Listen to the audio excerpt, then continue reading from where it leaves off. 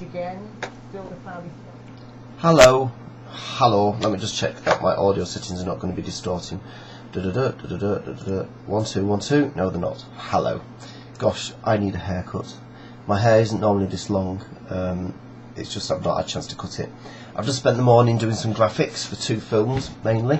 One is new graphics, another one is some graphics that were revised. Well, what we're going to talk about, student protests. This is controversial, or it could be controversial. Regardless of whether, I think I've heard so many different arguments about student protests and how people should be entitled to an education and why should they pay so much. And I don't know what I really think. I was lucky that when I was at university or college, I actually got a grant off the council, and I never even understood why on earth you would pay to go, or who would pay to go, but obviously someone's got to pay for the university, or the college in my case, and its upkeep and the staff and the facilities. But weirdly enough, when you're young you just don't realise, I suppose, why you would pay for it. But of course the money has to come from somewhere. It can't come from central government anymore as it currently stands, because it's so in debt. So it has to be paid by the students, and I think that's the shock, isn't it? The fact that people are being asked to pay so much.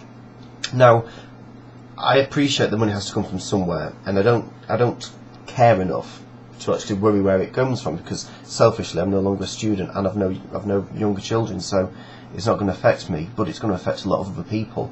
I think what might be the biggest danger, and no one's ever referred to it yet, and it is this, that these students are going to have a culture of being in debt. It's going to be normal for them at a very young age of say 20, 21 years old to be in debt by, I don't know, £27,000 up to that much, if it's £9,000 a year. And if you come out of university and you've already got that kind of debt, then debt's normal, or it's going to appear to be normal. And I'm quite prudent, and I don't like getting things on credit card. I haven't even got a credit card, and I don't even like getting loans out and things. So, and that's mainly because I've never done it before. But if I had to come out of university with quite a big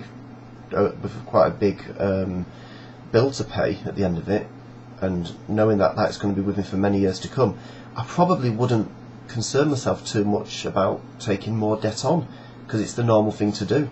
I think that's going to be the interesting effect it's going to have on a lot of people.